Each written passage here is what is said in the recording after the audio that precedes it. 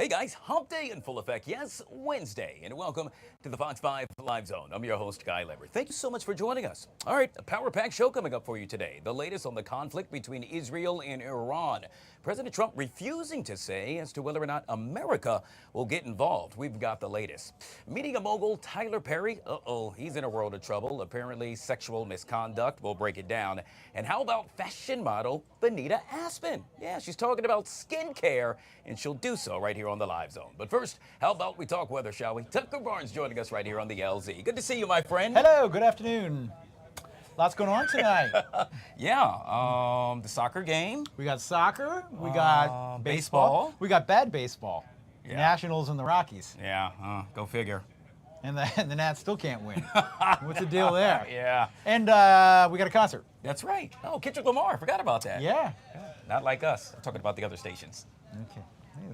Man, step ahead of me. All right, let's do the weather together.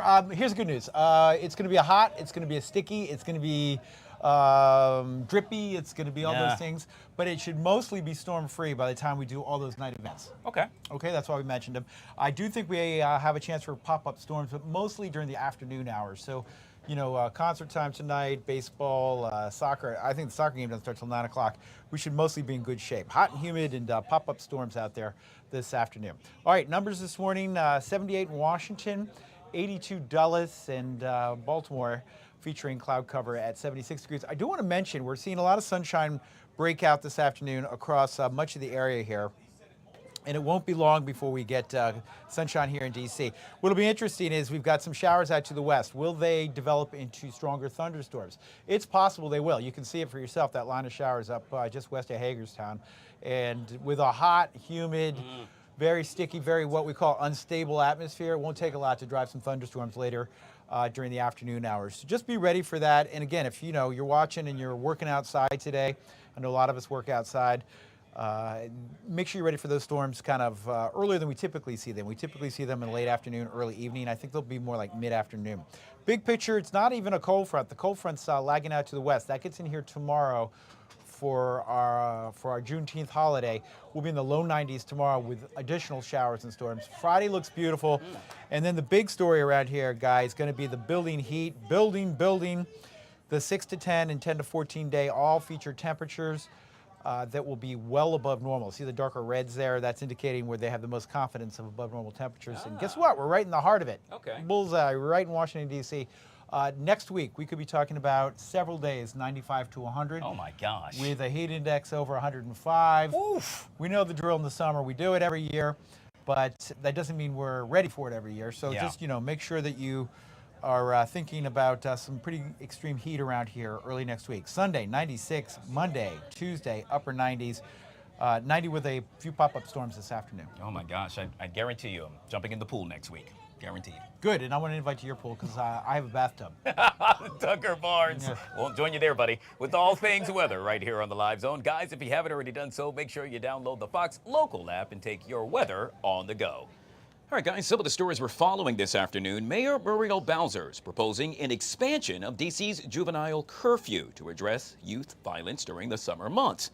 Bowser announced her intention to submit emergency legislation to the D.C. Council that would extend the current curfew to include all minors under 18. Now, that measure would apply from 11 p.m. to 6 a.m., 7 days a week through June, July, and August. Currently, the city's curfew applies to only youth 16 and younger from 11 p.m. to 6 a.m. on weekdays and from midnight to 6 a.m. on weekends. The legislation would also allow MPD to establish extended juvenile curfew zones, you know, similar to the drug-free zones that can now go up temporarily in response to the hot spots. Mayor Bowser has submitted this to council as emergency legislation with the goal to have it in place as soon as possible. Well, Virginia's lieutenant governor race remains undecided after yesterday's primary as mail-in ballots continue to be counted. Virginia law allows mail-in ballots postmarked by Election Day to be counted through noon Friday. State Senator Ghazala Hochman has declared victory, while former Richmond Mayor LeVar Stoney and Virginia Senator Aaron Rouse are trailing close behind. In the race for Attorney General, former Delegate Jay Jones will face the Republican incumbent in November. At the top of the ticket, Spanberger is set to face Republican Lieutenant Governor Winsome Earl Sears in the race for governor. Staying in the realm of politics, well, a spokesman for Iran's foreign ministry issued a warning this morning that an American intervention in the ongoing Israeli strikes targeting the country would spark, quote, an all-out war. That coming as President Trump urged the leaders of Iran to surrender unconditionally. Meanwhile, back here in the U.S., the U.S. Supreme Court has ruled that states may put limits on or even fully ban gender transition care for young people. Joining us to discuss this and so much more is Mr. Armen Kurdigan, U.S. Navy captain, retired political strategist, and California State Senate seat candidate. Always good to see you, my friend. Welcome back to the show. All right, back at you, Guy. All right, let's jump into it. Busy day on tap. President Trump says no one knows what he plans to do with regard to what's happening in Iran and Israel, referring to that conflict. Well, we know that Iran has now reached out to the U.S. However, Trump says it is perhaps too late. He also said, why didn't Iran negotiate with the U.S. before? Now there's death and destruction. It's the big question. Will the U.S. get involved in this conflict? Well, I don't agree with Trump's assessment that nobody knows what's going to happen. I think Trump knows what's going to happen, but he's probably the only one. I think what's going to happen is that Trump is mulling whether or not to destroy the hardened facilities in Natanz and Fordo, and then is moving troops and forces into the region to protect U.S. Forces of 40, 50,000 troops there, the ground troops, and also the folks there in the Navy, the folks who are right now defending Israel, and probably coordinating with a lot of the Middle Eastern nations, Saudi Arabia and UAE, et cetera, to perhaps continue to form a coordinated defense against any Iranian ballistic missile or drone attack. Iran was never going to negotiate out its nuclear program. It was just never going to happen. And I believe that this is going to happen. It's unfortunate, but hopefully maybe we can take this nuclear capability away and leave the rest of the country intact with maybe a new government. Well, Armen, it's no secret. A number of top lawmakers on both sides now weighing in, stating that the U.S. should not support Israel's war on Iran. The president, well, hasn't seemed to care about the stance of, let's say, both Republicans and or Democrats. I'm referring to those serving in the Senate and, of course, in the House. Will he change his stance on that? In other words, will he put this before the House? When does Donald Trump ever change his mind based on the opinion of Congress? That is absolutely not going to happen. This is a very silly waste of time to go through. Representative Massey and the rest of the squad putting this forward. It's in direct contravention of the president's constitutional powers, and the president doesn't want to get involved in a land war or any kind of war with Iran whatsoever. In fact, I can even tell you right now, I don't know what destroying Iran's military structure benefit it would do, because they really don't have much to speak of, except perhaps surface-to-surface missiles, which might attack U.S. shipping or neutral shipping in the Straits of Hormuz. So this is a waste. It's never going to get to the president's desk, and if it does, he's going to veto it, and he's going to do what he needs to do. Yeah, we've seen that time and time again. We'll move on to the next big story of the day, and that is earlier this morning, the Supreme Court made waves. This after they upheld a Tennessee law that bars gender-affirming care for minors. It stemmed from some saying that the 2023 Tennessee ban violated a U.S. constitutional guarantee of equal protection under the law by discriminating on the basis of sex. Your take on the Supreme Court's ruling, sir?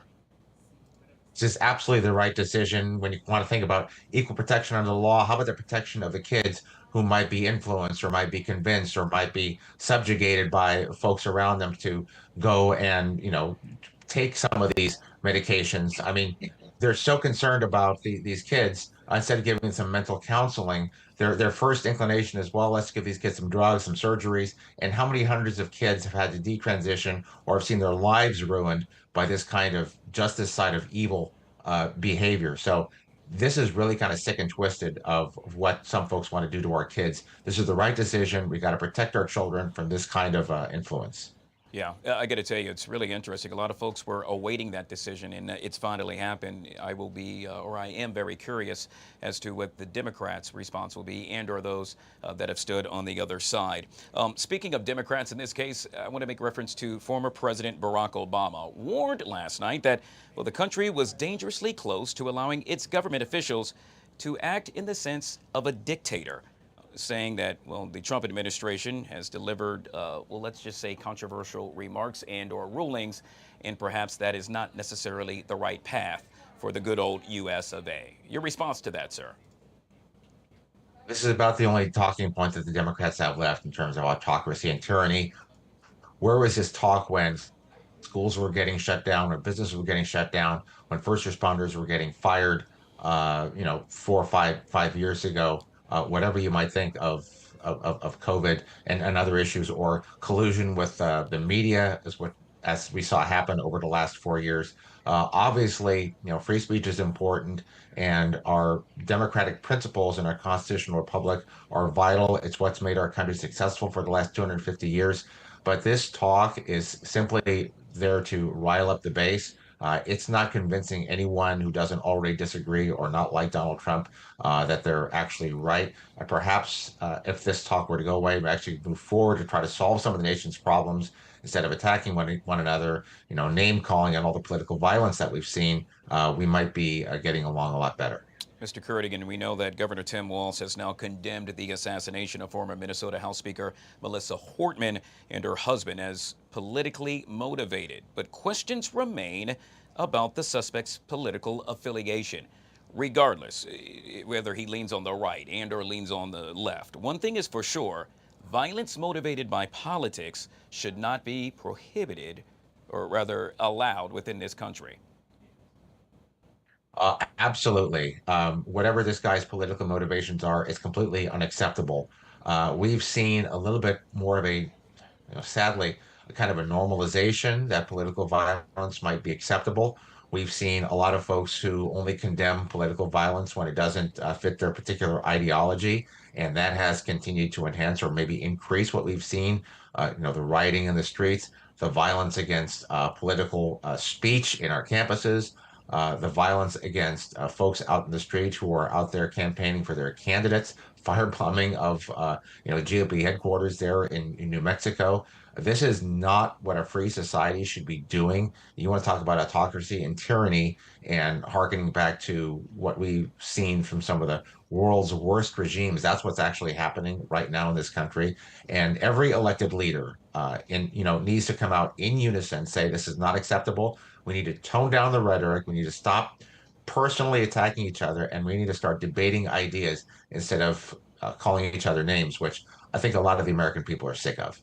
All right, Mr. Curtigan, we'll end with this, and that is, since we have begun this show, we now know that we've received a Fox News push alert stating that Virginia State Senator Ghazala Hushman has not only declared victory, but the Associated Press now confirming her victory as she clinches the Democratic nomination for the Virginia Lieutenant Governor. Your response to that, sir? This is going to be a very interesting kind of bellwether check. You see, Virginia has leaned blue as of late on the national front, but internally within the state, it tends to be a little bit more purple. So how this election will go will set the tone for perhaps 2026 and 2028. It's good that the folks in Virginia are out there voicing their opinions. Virginia's a little bit of an odd bird in that it has its elections in the off year internally, so maybe that's by design. So we'll see what actually happens, and if that does have an impact nationally. Yet again, for the latest, you can log on to our website, and that's fox5dc.com. Mr. Armin Curtigan, always good to see you, sir. Thank you so much for joining us right here on the Live Zone. Have a great day, guys. Thanks. All right. Well, the Trump administration's crackdown on immigration has begun to hit the healthcare industry. Healthcare providers who help the elderly and disabled are losing foreign-born workers and struggling to hire new ones. This has the potential to be the next battleground in the immigration debate. To discuss where things might go from here, we welcome longtime immigration attorney and founder of immigration law firm USA for All, Renata Castro, back here on the Live Zone. Always good to see you, Renata. Great to see you too. Hopefully, we'll be seeing each other with positive news sometime in the future. Wouldn't that be nice? It seems we're always talking about something negative and or perhaps could have a negative effect on those we all love and care about. Let's talk about what I just brought up. In this case, how important are foreign workers to our healthcare system? They are essential. The number of foreign trained doctors and nurses and individuals who work in the healthcare system, because when we think of healthcare, we obviously think immediately of individuals that are high skilled, like doctors and nurses, but the support teams that are so essential to the delivery of those services. At this current time, about 60 to 75% of the workforce in support staffs throughout healthcare facilities in the United States are foreign born. So this blow that the current administration is impacting on this industry that's already so frail and that has struggled with attracting talent will impact all of us, especially as we have an aging society in the United States requiring more and more healthcare assistance as we grow older. Yeah, well, Renata, it's no secret you have a plethora of clients, and I'm curious, with that being said, how many of those clients work within the industry? I would say that currently the number of individuals that work in support positions, I would say that out of 10, 4 of these individuals are directly or indirectly related to healthcare and hospitality services.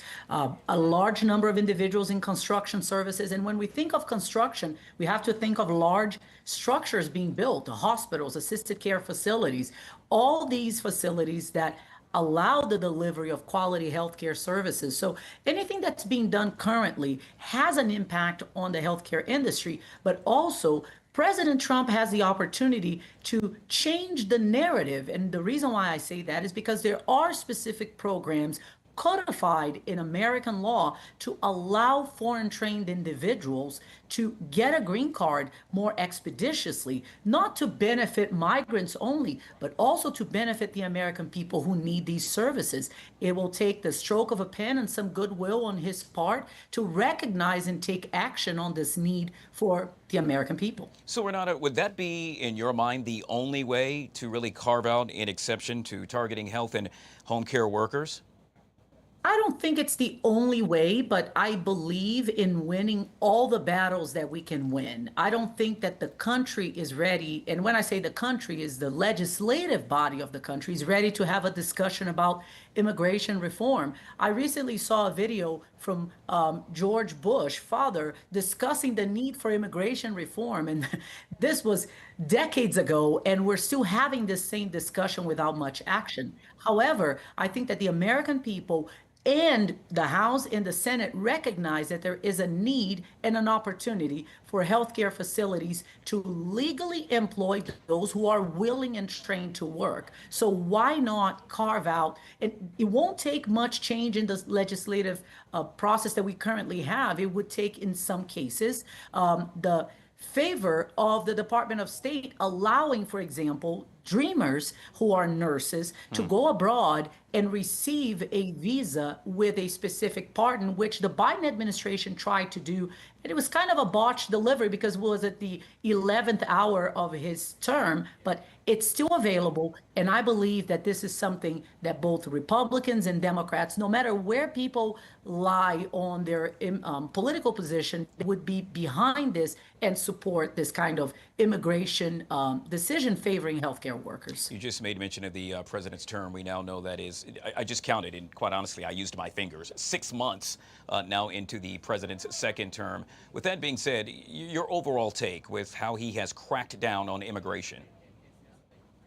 I think it's an unfortunate narrative that the American people bought into, that being an immigrant means you're a criminal, you're someone with some kind of handicap. And people are learning the hard way that immigrants are the essence. They are the fiber that makes this strong fabric that is the United States. They're overwhelmingly hardworking.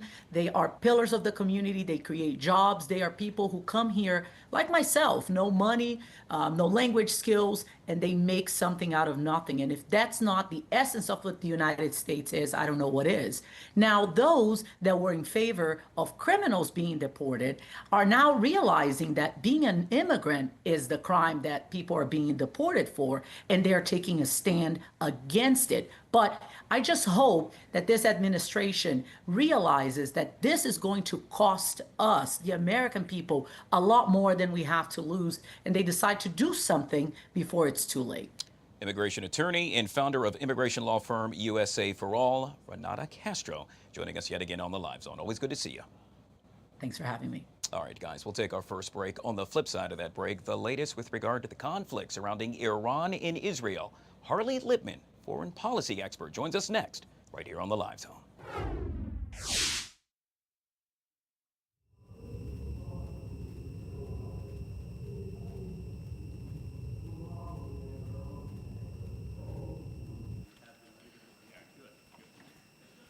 Mr. Cruz, aye. Mr. Young, aye. Mrs. Hyde Smith, aye.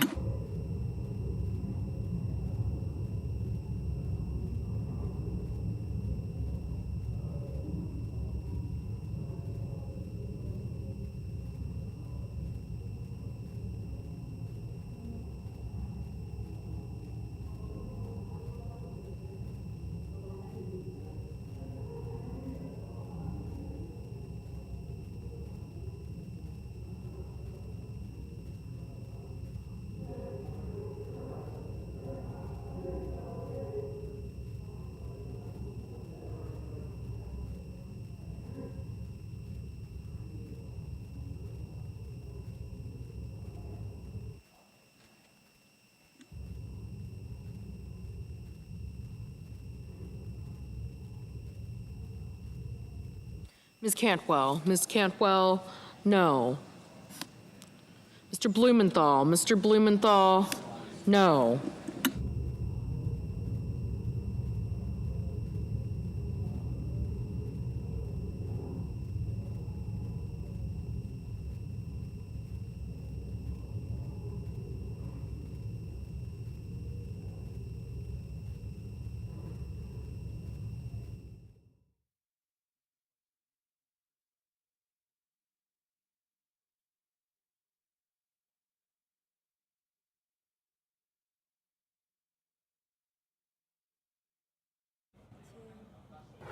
All right, guys, back here on the Fox 5 Live Zone. Today marks day 6 of the conflict between Israel and Iran. President Trump now growing increasingly warm to using U.S. military assets to strike nuclear facilities in Iran and straying away from perhaps the idea of a diplomatic solution. All this as the supreme leader has vowed not to surrender and warned that any U.S. military intervention would result in severe damage. Joining us to discuss this and so much more is Mr. Harley Lipman, foreign policy expert back here on the Live Zone. Harley, always good to see you, sir. Welcome to the show. Thank you. Thank you for having me. I must say, the last time we spoke, I believe it was maybe a week or two ago, you were here in Washington, D.C., called up to the big leagues, if you will, to the White House to have a discussion with President Trump, if you will, surrounding your take on what should unfold or what could be done within the Middle East in order to bring about peace. Since then, we now have another conflict. In this case, I'm referring to Israel and Iran. A lot going on here, Harley. There really is. That's the understatement of the times. A lot going on, certainly. But I would say that I've never been more encouraged about the future for peace in the Middle East as I am right now. Not in a long time. The Abraham Accords come close, of course, because you had 4 Arab nations making peace with Israel. Making peace is always the desirable outcome for all relationships of countries in the world. But today I'm more hopeful because all the trouble and all the violence and the wars have come from Iran.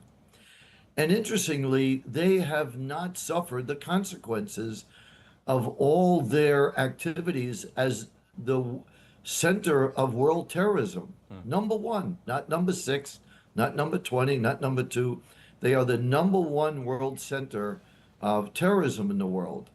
And when you look at all the conflicts in the Middle East, and you look at where Iran controls nations, you see it's the country is geared for war and violence, and the people live in poverty. They don't care about the people. You look at Iraq, Lebanon, Syria, Yemen, Gaza. These are basically failed nations. The people suffer because the mullahs are only interested in killing people, killing the infidels, starting with Israel and the Jews, and then ending up with America. And these are their words. I'm not making this up or creating this. This is their words. And as I often say, you know, our adversaries often tell us what they're going to do. And Iran has said repeatedly that they want to destroy Israel and America. And it's arrogance for us to think that we know better what our adversary means than their own words. So, I'm just hopeful that there will be a regime change. I'm hopeful that the United States will complete the destruction of the nuclear infrastructure in Iran. And I think this will bring about peace. So I'm very, very hopeful. Harley, we know that yesterday President Trump called the Supreme Leader an easy target, in essence taunted the Supreme Leader. We also know that the president said his patience is wearing thin, to which the Supreme Leader stated that he does not plan to surrender and he will likely not comply. It appears it appears we're headed down a, well, let's just say a dark alley here where it doesn't look good that with regard to the result for Iran. Guy, you're spot on. In fact, I'll share something interesting with you. Yesterday, I was on Arab television, and they had a guest along with me who I didn't know, a senior official from Iran, of all things. So we're on this program for a long time, and he kept saying that for Iran to concede on enriching uranium will extend to everything. It will extend to every part of the country, and that Iran will end up capitulating every single thing, that America won't stop and will have complete and control over Iran. And it's a ridiculous notion because, you know, if they really want peace, the Iranians, they just have to say we won't have a nuclear bomb. Obviously, it's more important for them to have a nuclear bomb than to have peace. It's quite amazing because already Israel has bombed so many military sites in Iran. Iran is extremely weak. They see the United States as poised to get engaged, and which would cause more destruction, but positive destruction. And yet they're still defiant, which again tells me, and I know I'm repeating myself, but it's so essential to understanding why attacking Iran was so necessary. We all know that wars and violence are always bad, but sometimes necessary. And this is one of those times. The analogy I make is that if we could go back in time to 1938 and we saw Hitler in a bunker with his generals, even though there's not a war yet, of course, with what we knew would be coming in World War II, where 60 million people died, 60 million, I think we would have done something to take out Hitler and his generals, because that would bring about peace. And I think that's the best analogy I would say that we have now, that President Trump could go down in history as truly one of the best, if not the best presidents we've had in a very long time, if he were to take out what is the most dangerous country on the planet. And they're the most dangerous because unlike England and France that have nuclear bombs, we don't lose any sleep over it. Even Pakistan and India have signed protocols that neither of them will use nuclear weapons first. Only Iran says that they want to destroy another nation. So that's what makes it so different. And they're doing everything to prove that. Yeah. They're enriching uranium far more than they need for civilian purposes. So the only reason they're doing that is to build a nuclear bomb.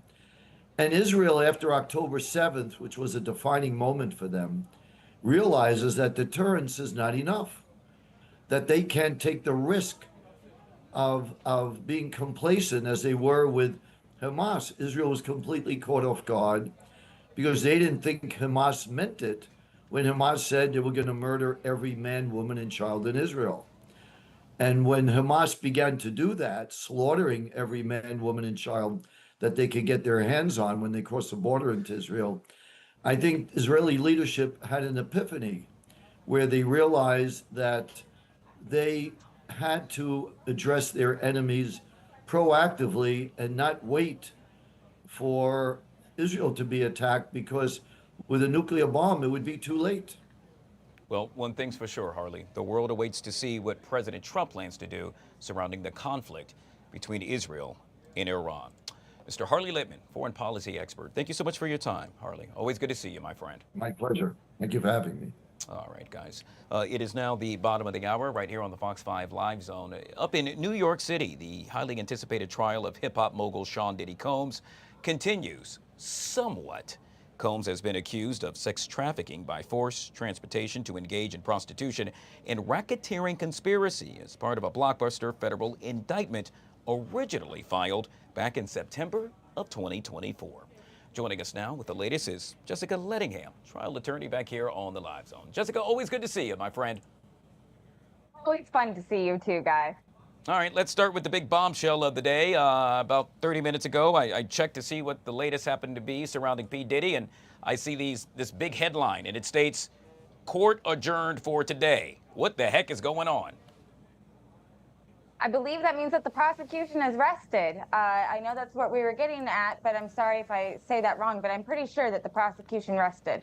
Well, I was hearing that. I was also hearing that perhaps one of the jurors happened to be sick, and as a result, they wanted to make sure that juror could be tended to. Okay. And I'm curious if that is actually the case, the trials that you have tried, if you will, throughout your career. Does that happen? And when that does Yes. happen, how does that interfere with, let's say, the prosecution presenting their case and or the defense presenting their case? Courts understand that people are people, jurors are people, correct? So we've actually seen courts will make sure that that they have to start late because somebody can't get their child to daycare that morning, or they have to end at 3 because they already have an engagement. So absolutely, this happens. You can't have a juror really listening to the evidence if they're sick and they're ill. You have to roll with things. Things come up, whether it be, something happens with the prosecution attorney or the defense attorney. So it's just everything is rolling, just like with your work. Yeah. What's so interesting to me, Jessica, is that, and I hate to align this with, let's say, a basketball game, but sometimes you're hot and, you're just hitting the three-pointer from any and everywhere. But then if someone calls a timeout, well, I lose my hot hand. Does that happen within the courtroom as well? Let's say the prosecution is on fire and or the defense, but yet again, timeout, which means I have to now present, perhaps a different take and get that feeling back so I have the hot hand. Absolutely, that happens, but unfortunately, unlike a basketball game, it is so much slower. I think it's more akin to a football game because you have so many different sidebars with the judge. You only have think about it. If you can't get the fourth down, just third down there, and it's always switching back and forth. It can be really slow and tedious. And that's what happens inside of a courtroom, because when you are presenting evidence, you have so many objections. And I really feel for jurors because it is boring in a courtroom, Guy. It is really boring. I know when we see it on TV and we think Perry Mason and all of these great, spectacular, he's hot, she's hot.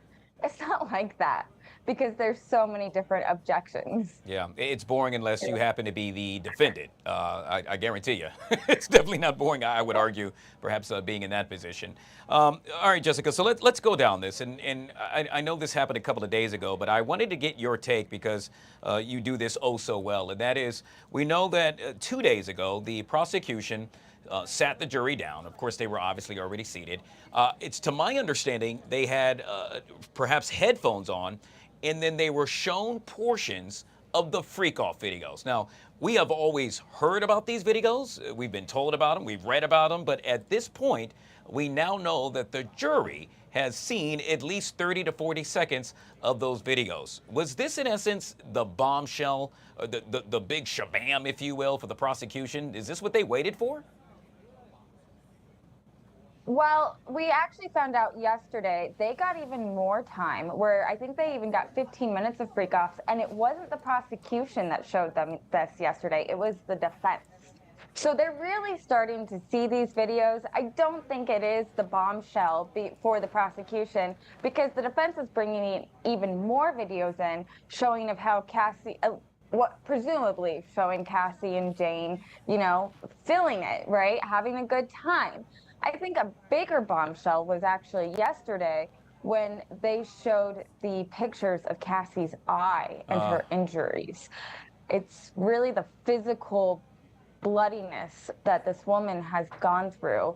That's where the prosecution is trying to get the jury to really feel knots in their stomach. Oh, gosh, I can only imagine. And so with that being said, Jessica, I'm curious, how does that align yet again? And I've said this time and time again, this is definitely a guy I wouldn't want dating my sister. You talk about the domestic abuse aspect of it all. And yet again, the defense has said, hey, this guy, yes, has put hands on women before. They have acknowledged that. So with that being said, what does that have to do with convicting him of the crimes that are now before him? Well, we've got three different crimes. We've got one, the transportation of prostitution. They have him dead to rights. They've shown the receipts. He spent $1 million on these freak-offs in 1 month. Okay, and he is clearly paying for these hotels and the flights for the escorts. So that charge, I'm pretty sure.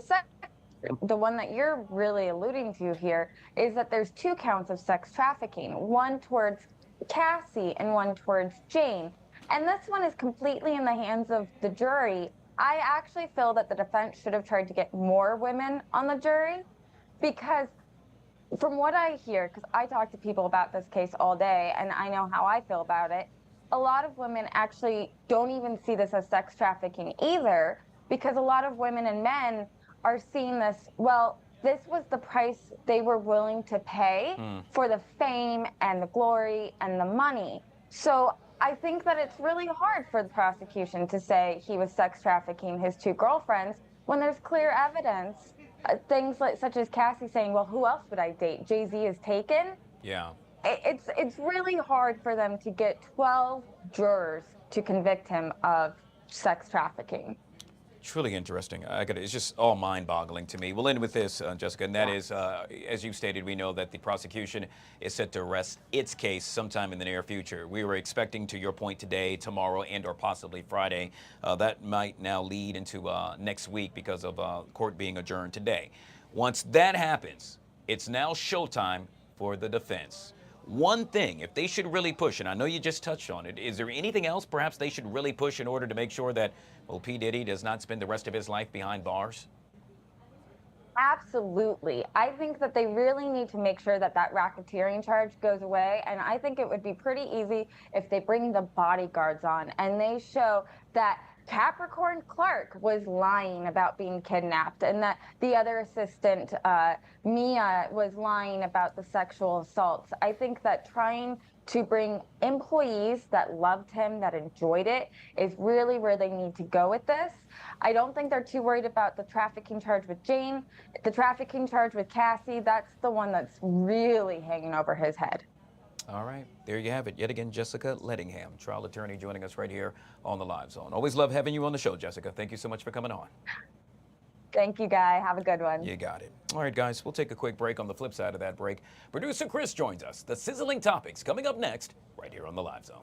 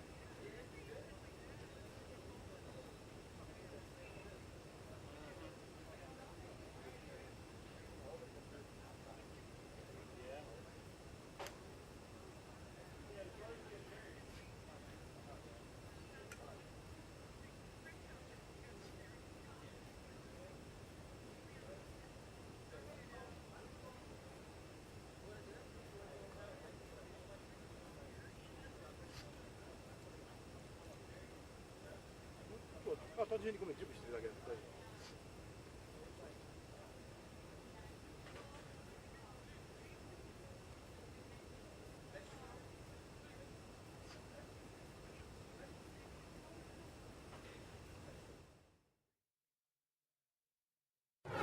right, guys, back here on the Fox 5 Live Zone, the streaming Fox 5 Live Zone with the one and only producer Chris. Yes, and I am here to give you your flowers because you are on the cutting edge of what we have known for a while now, and that is the fact that streaming dominates. Wow. And we're not just talking when it comes to watching movies at home. We are talking about day in and day out how people consume content. Streaming, #1 officially. Wow. According to a new Nielsen study, it is the most watched form of content. It beat out broadcast and cable, and not just by a little bit. 44% of people consume entertainment and content via streaming. That's compared to just 20% traditional broadcast networks. Remember when we used to have to turn on the TV and find channels? For me, it was 3, 6, 9, 29, Fox 29 in Philadelphia. 24% still rely on cable. Netflix, #1 overall for 4 years running. Wow. However, that doesn't mean people aren't still consuming other forms of entertainment. Netflix is traditionally, it's gotten more into live programming. Yeah. It has just started dabbling in sports, but traditionally it has been series and movies. However, YouTube, Hulu, and Prime, hot on its heels, all showing growth over the past year. Yeah. So this is kind of what we've known Yeah. not only is coming, but is here now, which is why shows like Fox 5 Live Zone and the Fox Local app, the Fox Local app for your TV, are really not only just ahead of their time, they are right now. This is, you got to meet people where they are, and where people are is streaming. It's amazing. You know, I talk about it all the time, how I ride the metro, and it's interesting. I was riding one time, and I actually saw someone watching us on the metro, you know, and so because we're always out and about, we all very busy and have a lot of stuff going on, so that's the way people are now consuming. I have actually been on my phone streaming Fox 5 before and had someone ask me how they can do that. Yeah. And that's one at a time. Download the Fox Local app now for all of your, not only Fox 5 Live Zone, but all of your Fox content. Now, we're going to stay on this stream. Pun intended, I guess. Now we're going to talk about social media and news because, again, not a shock. However, it may upset some people to find out that social media is the #1 source of news for people in the United States. Only we're talking about here in the United States. It's growing in other countries, but not as quickly as right here at home. It's the main source of news in the United States. 54% of people say, according to another new study, they get their primary source of news from Facebook, X, or YouTube. Those are the three. Wow. You'd be surprised. I thought TikTok would be higher, but TikTok is the fastest growing source of news for people in the United States. TV, 50%. But when we know that only 20% of people are actually getting their thing from broadcast TV, it's eye-opening. News apps, about 48% of people still That's rely really on interesting. that. Yeah.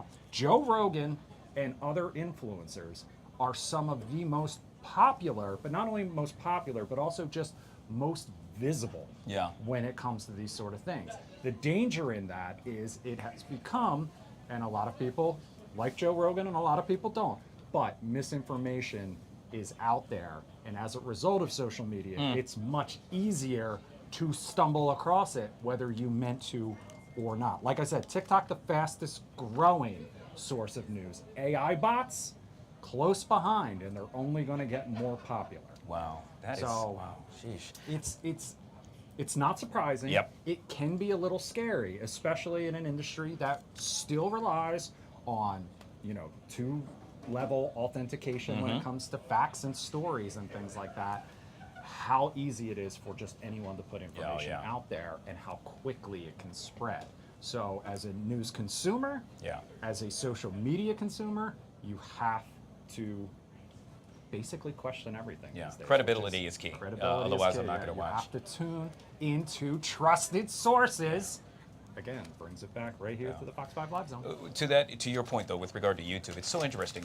So we'll chop up segments here, and so let's say we chop up the streaming segment. 10,000 people watching us right now. I have seen on our YouTube page, let's say, quadruple that or 100,000 watching just that segment that we just did on streaming. It's amazing how it works. We refer to what we do as local news, and we will always serve the local community first and foremost. However, because of social media and because of streaming, now our content is accessible to people all over the world. Not only people like my mom, who will tune into segments like this, even though she doesn't live here in the DMV, people who used to live here and have moved away, or just someone.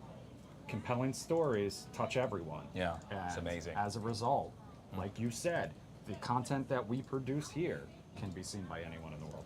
Good stuff. Speaking of being seen, I'm pretty sure a lot of folks are going to see Kendrick Lamar tonight. Kendrick Lamar is the talk of the town, and for good reason. Like you said, he's going to be right here in the DMV tonight at Northwest Stadium with SZA. However, I'm here.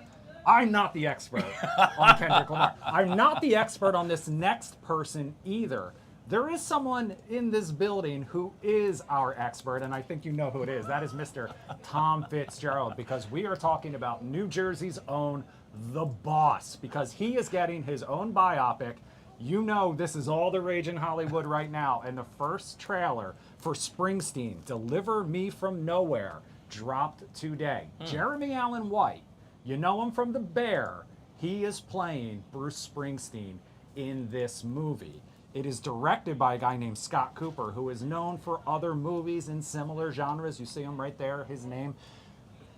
He's acclaimed, I'll say this. Jeremy Strong, also in this. You know him from shows like Succession, recently nominated for an Academy Award. This tells the story of the making of Bruce Springsteen's 1982 album, Nebraska. He was on the verge of superstardom. He was reconciling his newfound success with some of the ghosts of his past. He recorded this in his bedroom. Wow. And the rest, as they say, is history. You can catch it in theaters October 24th. You can catch the entire trailer right now on YouTube. I begrudgingly really liked one of the most recent music biopics, which was the Timothy Chalamet Bob Dylan movie. You like that, really? I liked it way more than I thought it would. It really, in my opinion, personified someone that has always seemed a little out there. Yeah. If that makes sense. When it's someone you've kind of grown up with, like Bruce Springsteen, I'm curious how audiences will react to this. Do you like? I love this stuff. And what I like even more, what I find more fascinating is that this actor really does look like him. He looks exactly like him. Steve Genovese sent me the link to this morning and said, I kind of hate how much he looks like him. It's like, wow. Wild. Bruce Springsteen did actually, I can't speak to his level of involvement in this, but there are pictures of him with Jeremy Allen White dressed as him on set. So, you know, it at least has his stamp of approval. Good stuff. Ahead of the final edit, let's put it that way. We'll see how it turns out. And we'll absolutely have to get Tom Fitzgerald's opinion on this, because the man knows everything about Bruce Springsteen anyway. Yeah. I'm sure they could have consulted him to really nail the accuracy of this, but we'll see whether there's anything in this that he learns. I can't wait to check it out. All right, producer Chris with all things sizzling right here on the Live Zone. Truly appreciate you, my friend. We'll take a quick break, guys. We'll be right back.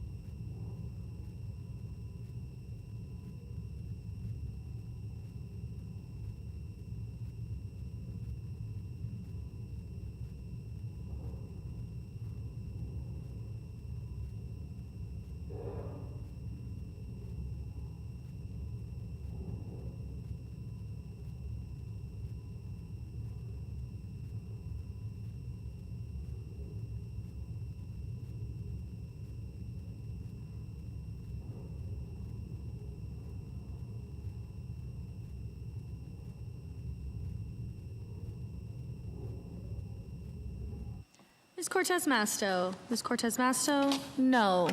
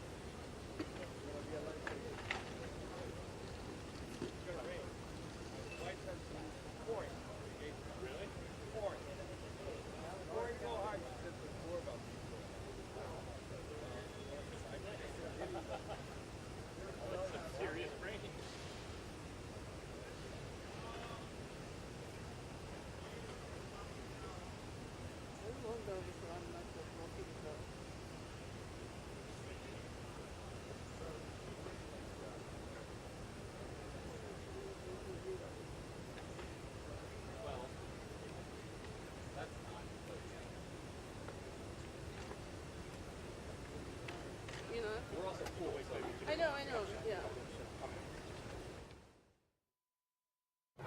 All right, guys, back here on the Fox 5 Live Zone. You ever ask the question, how do celebrities get so much political power? Think about that. Ponder on that for a second. Why do certain books become bestsellers while others disappear? How do people really build influence? Gosh, so many questions. Well, most people don't know how to exactly use their political power, their stance, and or be strategic.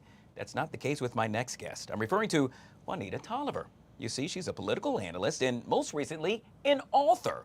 The name of the book, A More Perfect Party. It is a truly an amazing read, and she is going to join us not only right here on the Live Zone right now, but here in the nation's capital this upcoming Saturday at the Martin Luther King Jr. Memorial Library.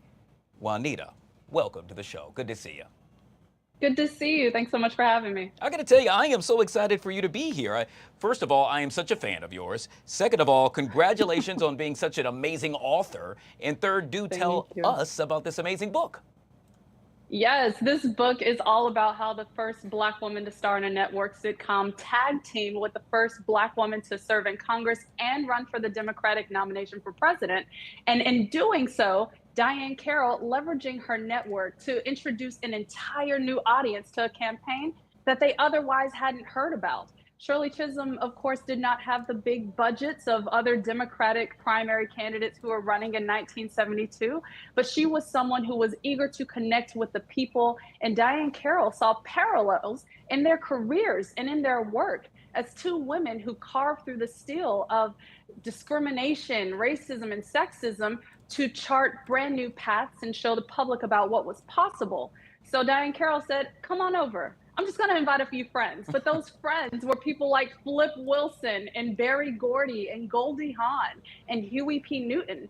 And they all came together to learn more about Chisholm's campaign because Diahann Carroll opened up her home to them. Wow, I am all things history. This is, as you can see, I'm smiling from ear to ear.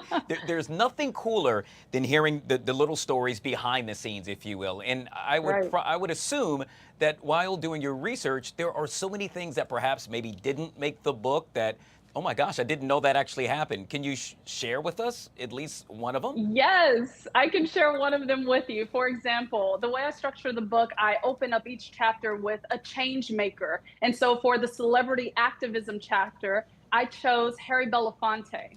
And he was someone who, a renowned performer, musician, and singer, but also deeply engaged in the civil rights movement. And part of my research exposed that his close relationship with Martin Luther King Jr. to the point where Mr. King would go to his home, they would spend hours into the night talking about life and talking about personal stories in their friendships.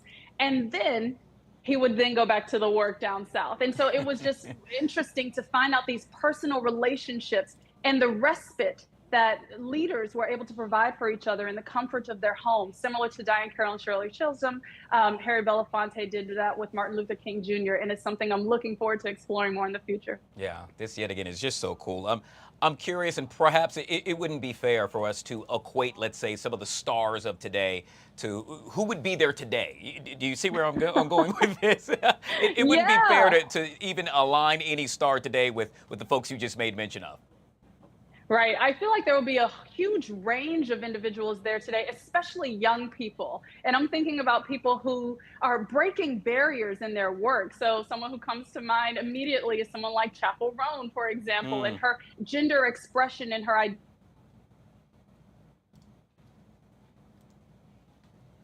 Uh-oh, did we lose her? All right, we might have lost Juanita. Yet again, the name of the book is A More Perfect Party. Juanita is actually going to be making her way right here to the nation's capital this upcoming Saturday, 3 p.m. until 5 p.m. It's all going to take place at the Martin Luther King Jr. Memorial Library. I just so wanted to talk to her a little bit more. I am so excited about this book and how she put it all together. As she stated, it's really about the research, and for her to use all of that research and then to tell a story, which we all love to hear, I think is truly worthy of us showing up and showing out to support her yet again as she will join us in the nation's capital this upcoming Saturday from 3 p.m. until 5 p.m. at the Martin Luther King Jr. Memorial Library. All right, guys, we'll take a quick break. This is the Fox 5 Live Zone.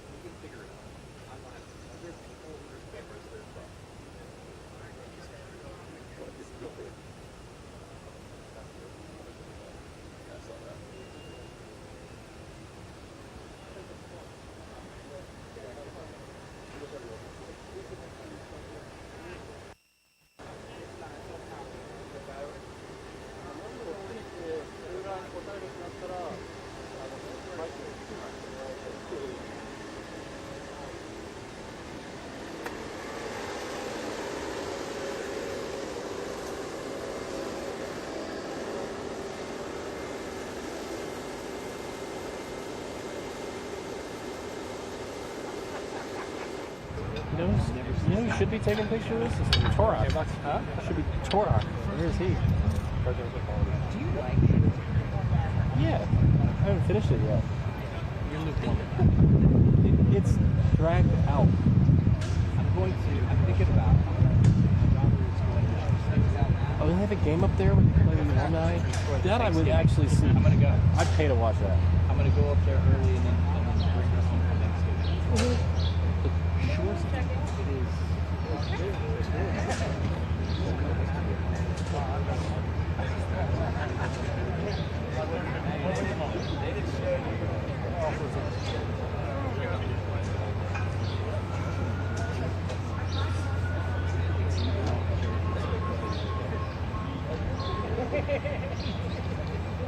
You know the guy that plays Ted Hitchcock? Oh, that? Chip. He's like Ted Hitchcock. All right, guys, back here on the Fox 5 Live Zone. I am so excited about this. I'm referring to one of the most anticipated films of the summer. I'm talking about F1, the movie. Our own Kevin McCarthy got a chance to sit down with some of the cast. This film has a lot to do with legacy. And when I think about legacy, I think a lot about one of my favorite scenes in recent history in Babylon when Jean Smart is talking to your character about living on in cinema. And she's like, in 100 years, someone's gonna turn on one of your movies and you're gonna come back to life in that way. So I wanted to ask each of you, when you look at your filmographies, what story do you think you've told so far in the movies and the work that you've done? And what does it mean to you to think that in 100 years, you're going to come back to life on someone's screen in No Country for Old Men or F1? Maybe like 40. You know? 50, I don't know. 100 years. I don't recommend anybody see anything that I'm telling them in the next 100 years. Don't waste your time. Just read a good book. But what does it mean? What do you hope your story is from your filmography? I mean, I grew up a film lover, loved the movies. I would hope that we're always able to put out something that was quality, a real quality story that no story is going to speak to everyone, but that it speaks to a few. And that's the way I've always approached it. If it meant something to me, it's going to mean something to someone else out there. And really, it comes down to that, to be entertained, to be moved, to do what it needs to do. So quality. Yeah, in order to try to explain us a little bit about what we are, what we do, how we behave with each other. Things like makes you, I don't know, reflect a little bit about. Yeah, that illuminates a little bit of the human existence in our time. I'm not sure what it's going to be in 50 years, let alone 100. I want to bring up Zimmer's score. I think it's one of his best scores. I'm a big fan of film scores. When you and I spoke for Ad Astra, we geeked out about cinematographers. Hoyte van Hoytema, Robert Richardson, Roger Deakins. Hoyte van Hoytema, yes, my friend. I love that Both guy. shot on film. Yep, that's my opening question. What a luxury. Yeah, I love 35, man. Yeah. I love 35. Yeah. Those shots in the back of the car when Sharon and Polanski are driving with the hair, it's so cool. Yeah, Kevin McCarthy. Guys, we are going. What was? Oh, wait. Okay. Because I got a geek question. Phantom Thread when they're in the driving shots. Yes. Do they shoot that on film? Oh yeah, that was shot 35, and then they blew it up to 70. Beautiful. Yeah. And we talked about your relationship with the DP and kind of what that is as an actor. I want to use that to extend to film scores because at the end of the day, you're on a set, you do a movie, the film score comes in post-production essentially, and then you get to experience that movie with that score. All right, guys, we're going to cut it. We're going to take you now to a Fox 5 News alert. President Trump at the White House raised 2 huge flagpoles earlier today. It's part of a personal project costing some $100,000 in all. One flagpole happened to be on the north lawn, the other on the south lawn. You do the math, that's about $50,000 each. In essence, the president stated that he is trying to spruce up the grounds. He is now viewing one of those flagpoles. Let's take a listen in.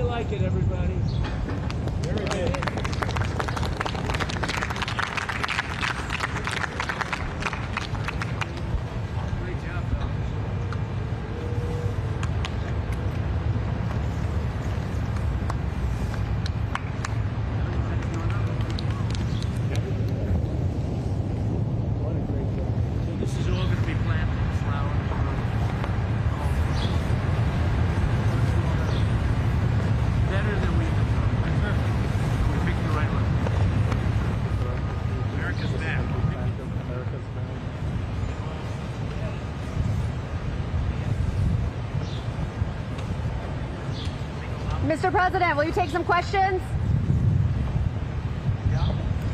What intelligence do you have? Do you have any intelligence that Iran is targeting that Iran is targeting any U.S. assets?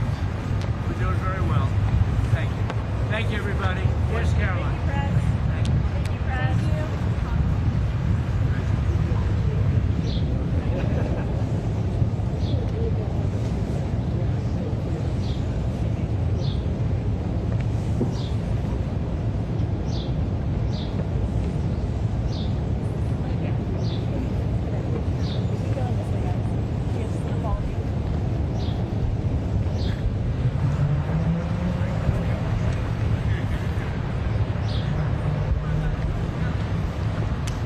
You getting out?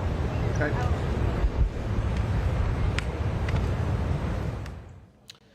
All right, guys, there you have it. President Trump attending what appears to be the first flag raising, if you will, of one of two new flagpoles that he installed at the White House. The president stating that it's a gift from himself, something which was always missing from this magnificent place. After the raising of the flag, a reporter posed a question as to whether or not the president had anything to say with regard to the ongoing conflict in Iran and Israel. The president declined to comment and stated that the White House press secretary perhaps will have more a bit later. We'll take a quick break, guys. This is the Fox 5 Live Zone.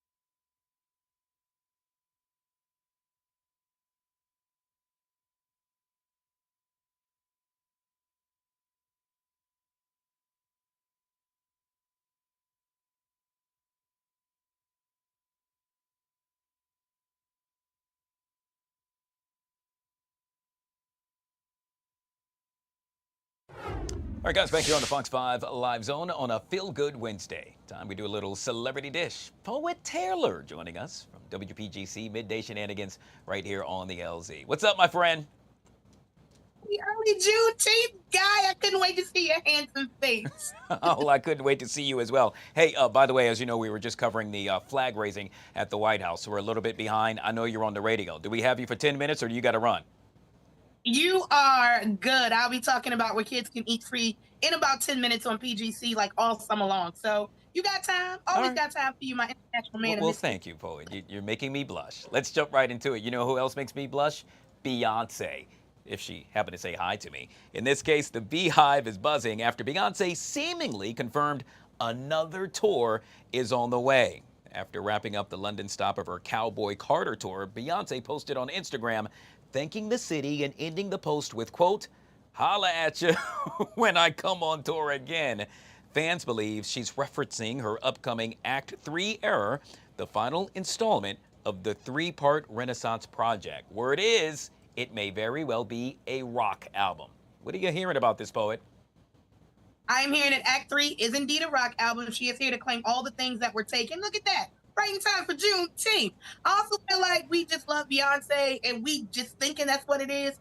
Eventually, she will be back on tour. I don't think this was the announcement because, you know, Beyonce's fancy with it. There got to be some bells, some whistles, some ads, and some things for us to buy.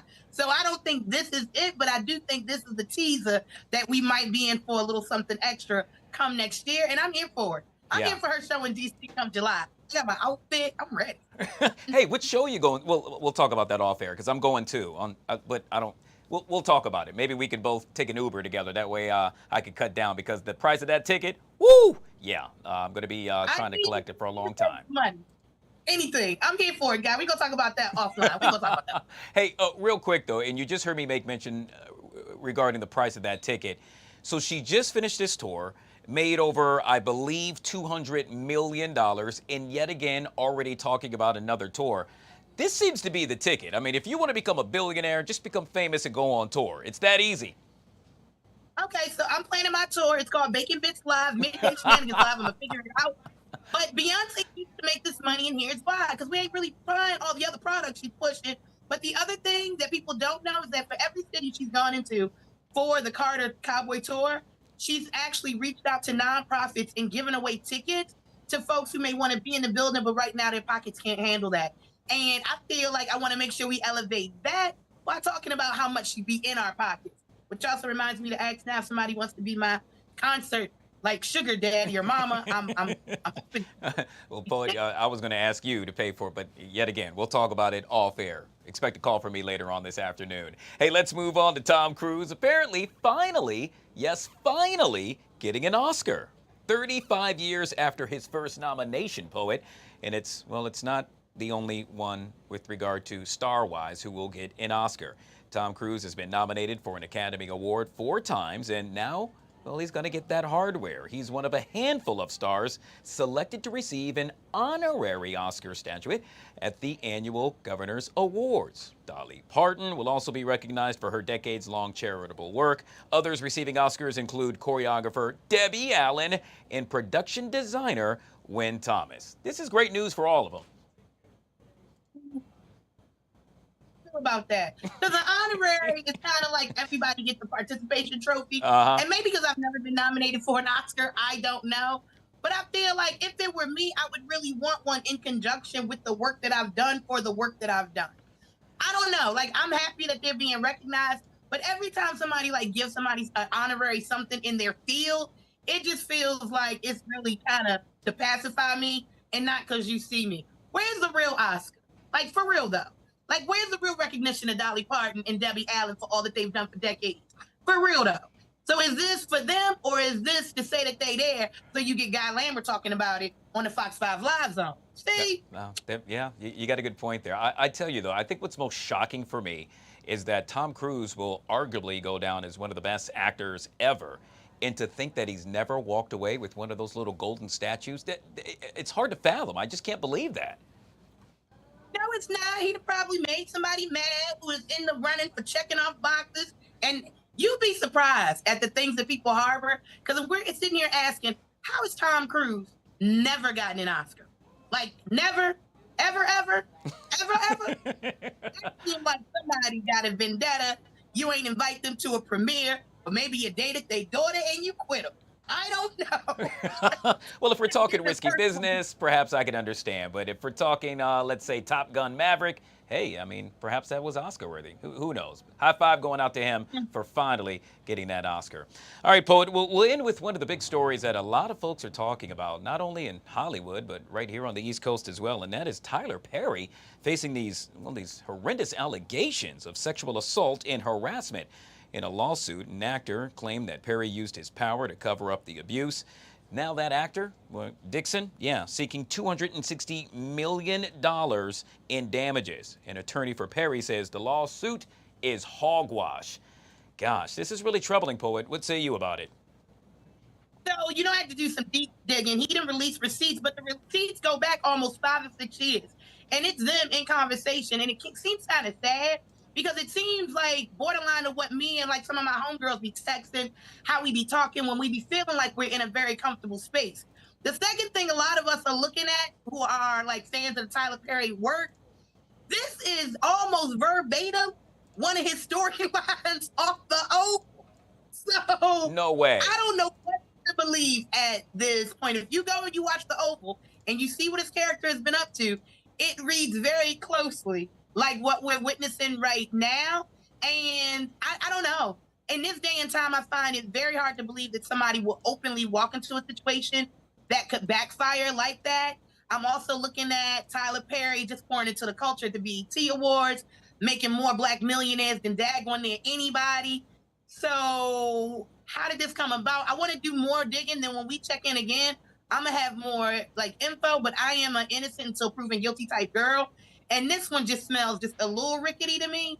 So when I know more, so will you. I can't make any judgments right now, but it's smelling like something ain't right in the water. I'm with you on that one, Poet. I'll also say this, and typically when you're that powerful, and I'm referring to Tyler Perry, you know, $260 million, that's a lot of money. But then there's this thing called settling, which means perhaps, you know what, all right, I'm not going to admit fault, guilt, and or say that, you know, I just want it to go away. And in this case, for it to go away, let's say we settle for $50 million, which for Tyler Perry, quite honestly, as a billionaire, that's just a drop in the bucket. For this actor, well, it's quite honestly, yet again, life-changing. Maybe that's the route that he's trying to take. I don't know, but Tyler Perry's lawyer is in my entertainment bag today at 1:35. Has come out saying this is a money grab, a pocket shakedown, and it's all far-fetched and a lie. So I guess we both will wait and see about what happens next. But again, something a little fishy to me. I can't put my finger on it, but my intuition is very rarely wrong when it comes to stuff like this. All right. Well, we'll end with this, and that is, Poet, can I borrow $20? Yes, you can. If only you'll cash at me 50 for when I go see Ken tonight. I'm just saying. That's why I love her all so much. And I need some merch. So send me $100, guys. No doubt, Poet. I got to let you run. Poet Taylor joining us right here on the Fox 5 Live Zone for a little celebrity dish. Make sure you check her out on WPGC 95.5. We call it Midday Shenanigans. Truly appreciate you, Poet. Appreciate you, too. Happy Juneteenth, Village. I love y'all. Bye. All right, guys. On the flip side of this break, Sylvia, our digital content producer, joins us with all things Kendrick Lamar. That's coming up next on the Live Zone.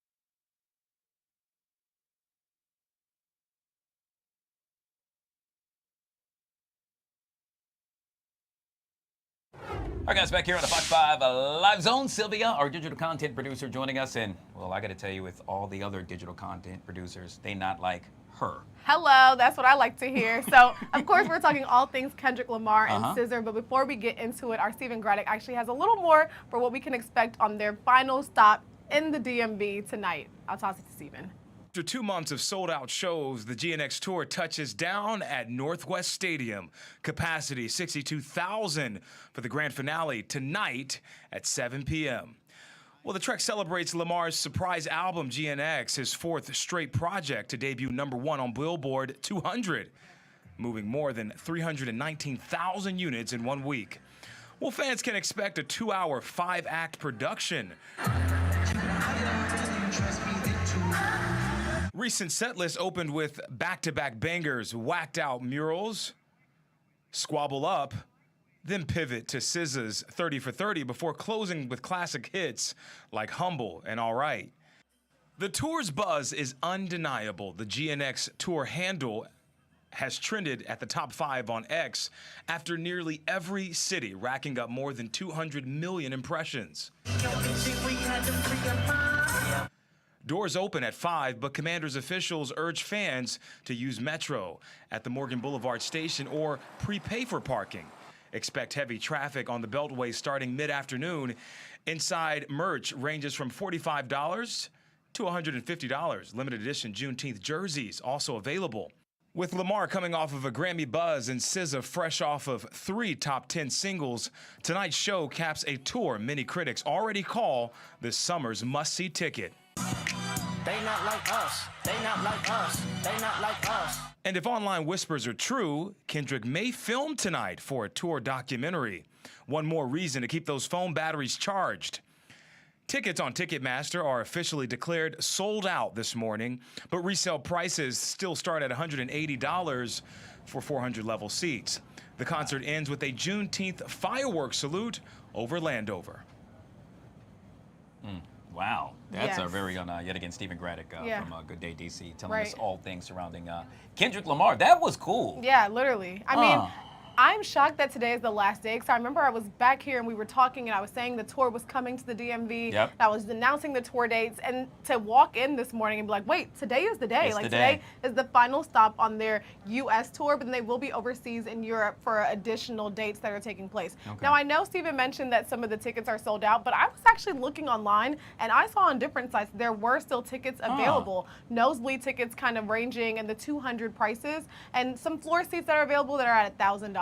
Wow. So obviously that's super duper high price there. Not sure if everyone will be able to make it, but of course this sounds like it's going to be an amazing concert. I'm wondering if there'll be some potential surprise guests that come on stage. We know SZA brought out Justin Bieber a couple of shows back, and you know, of course, Kendrick usually has a couple of folks that show up. We saw LeBron James at one of the concerts squabbling up and things of that nature. So Kendrick and SZA definitely bring out a huge crowd, and I have to say that you should definitely get your transportation in order, because I can say from the last time I was out there at the Northwest Stadium, it can get really dicey when you think of you're gonna Uber, because obviously your Uber will still get stuck in that traffic, you know? So probably comfortable shoes, comfortable attire. We know the humidity is crazy. There's supposed to be some showers potentially. So I'm a little afraid for people, but you know, as long as you're prepared, I think that you can probably weather this storm and enjoy a great night. You're not going to this concert. I mean, obviously you want to look good, but the heck with that. It's well, you want to go and have fun. But you want to get your pics as well. You want memories. You know, you want to go to the concert. Yes, you want to record the stage, but just want to do a little flip and record you too. Okay, so remember that Beyonce concert? Yes. It was there, that and rain it out, rained, and that's I went the on the best day that memory. it did not rain. Really? Yes, and I loved it. It was great. I mean, I shouted out. I was like, you know, you all are some of God's strongest soldiers for being out there. I mean, Beyonce looked amazing. So yes, I'm sure that footage was phenomenal, because like it's like, how many times do you see Beyonce singing in the rain? Yeah. You know what I mean? You know what I always wonder, and perhaps this is self-serving, but every time I travel, you know, and I go to a hotel, I turn on the TV and I'll end up on the local channels. You know they're in their hotel. Yeah. I wonder if they're watching us. Literally. Wouldn't that just be so cool? Hey guys. Hey Kendrick. Hey SZA. So excited for you all, and I hope you all have an amazing show tonight. I know it's going to be great. I'm still kind of on the ledge of thinking, should I go or should I not go? All right. You know. Well, if you do go, take some video. We'd like to see it. I will. Hopefully, I can deceive some people because I have gotten that I look like SZA from time to time. So. I can see that now that you say that. All right, we're celebrating Juneteenth tomorrow. Are we off here? No, Guy, Oh, now, why okay. would you bring that up? I didn't want to make sure I didn't come in tomorrow.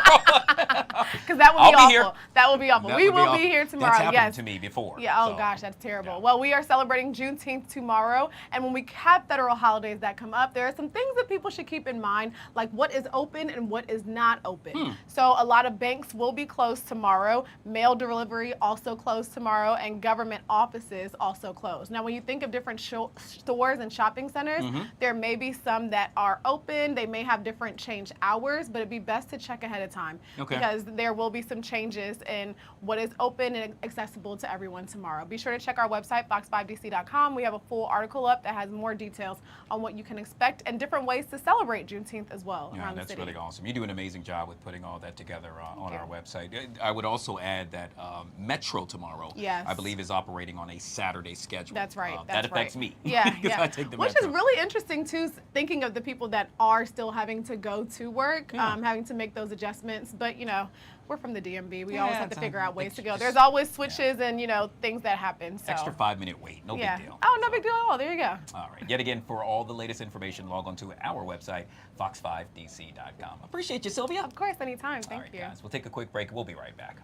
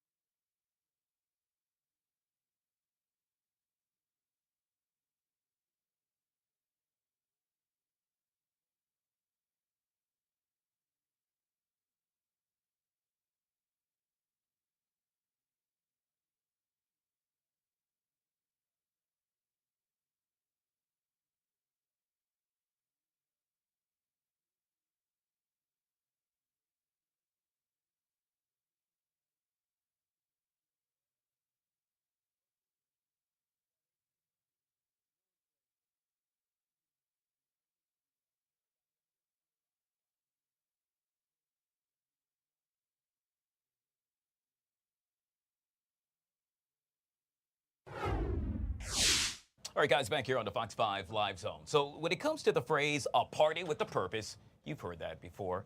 Perhaps these guys do it best. I'm referring to high-status entertainment. You see, they're known for curating unforgettable nightlife experiences. I'm talking about rooftop day parties and the cultural events that bring people together through music, energy, and international vibes. I've been there. It's just truly amazing.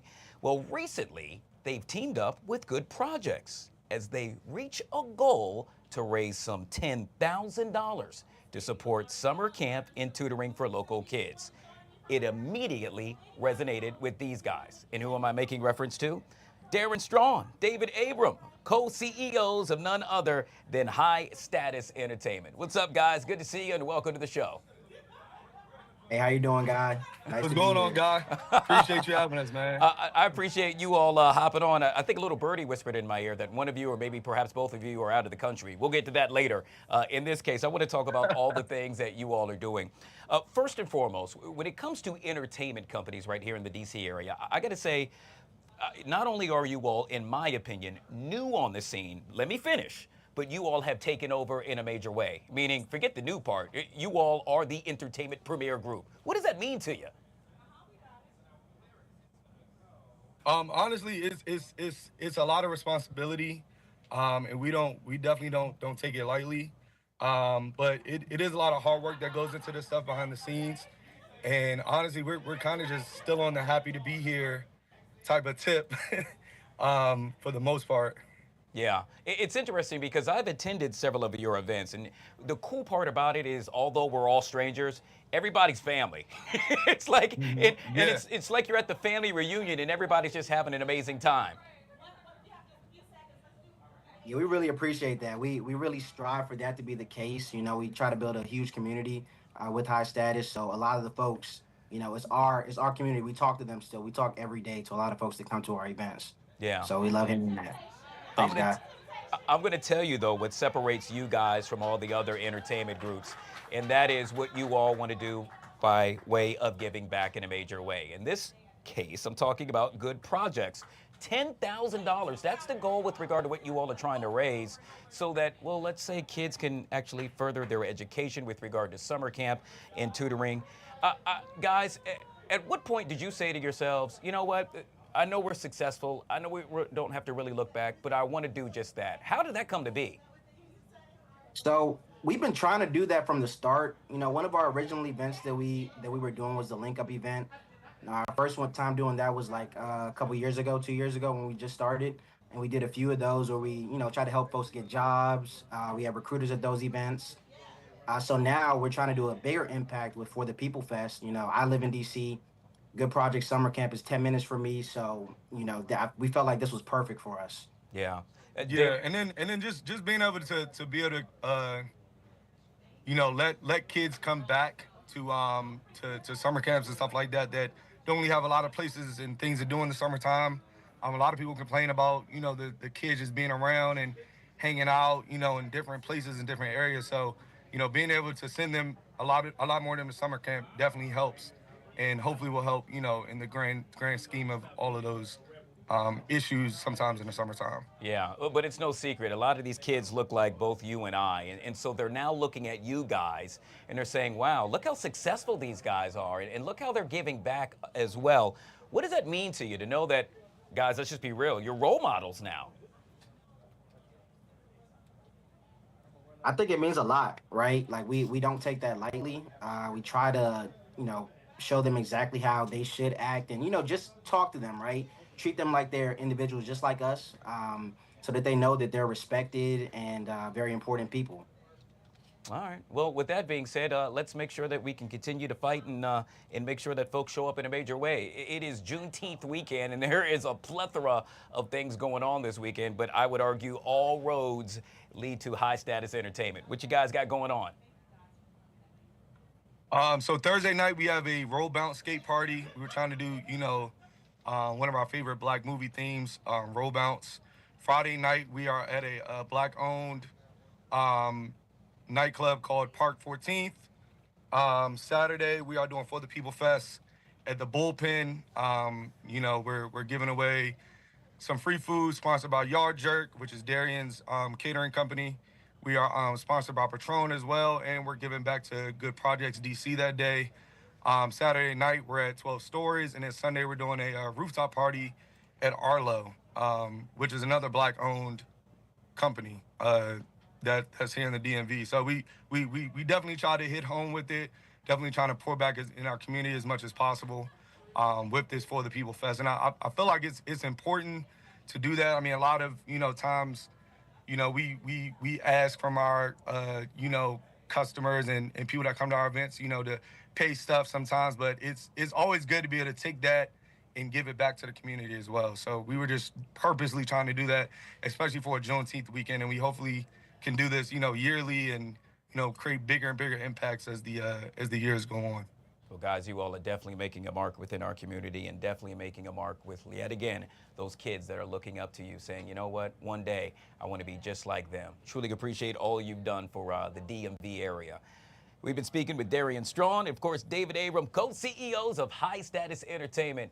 There's no secret. These guys are truly one of a kind. Truly appreciate you coming on the show, guys. Thanks for having us. No doubt. All right, guys, we'll take a quick break. This is the Fox 5 Live Zone. This unit taped over recordings of the incident and served an illegal subpoena on the hospital for the man's medical records, then refused to share them with local law enforcement. This is according to allegations filed with the Inter-American Human Rights Commission of the Organization of American States and by police investigators. The actions were so egregious, the Human Rights Commission concluded a few weeks ago that the U.S. government violated Mr. Rojas's family's right of access to justice. Mr. President, I would ask unanimous consent now to enter the Critical Incidents Team and DHS Inspector General's reports about the incident, first obtained by the Project on Government Oversight, into the record. Without objection. Mr. President, Mr. Scott admitted before the Finance Committee that he signed the illegal subpoena and expressed no remorse for his actions. He appears so unfazed by these allegations of brazen lawlessness that it seems inevitable he will sanction similar abuses of power if he is confirmed to lead Customs and Border Patrol. Since Donald Trump took office on far too many occasions, CBP has shown contempt for the constitutional rights of Americans. For example, in Texas, a 10-year-old U.S. citizen was left in Mexico with her family after being stopped by CBP on her way to a doctor's appointment for brain cancer treatment. In Washington, CBP detained a family of 6, including a pregnant mother who was still breastfeeding her baby, a U.S. citizen.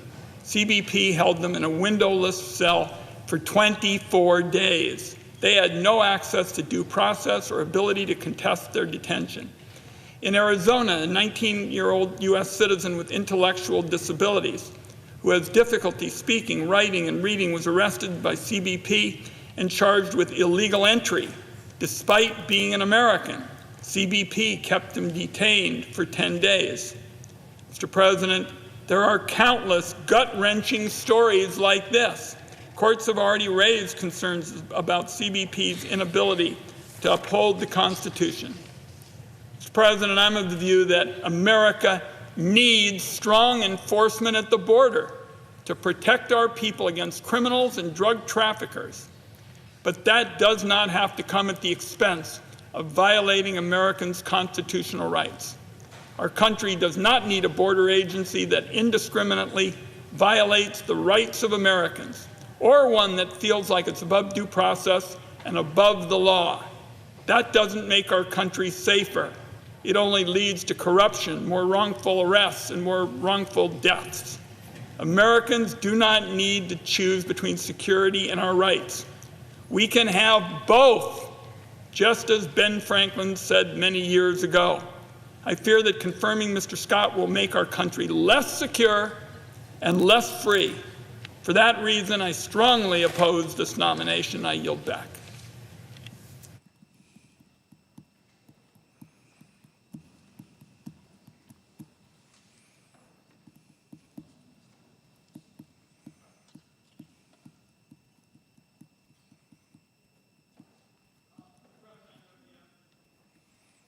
Clerk will call the roll.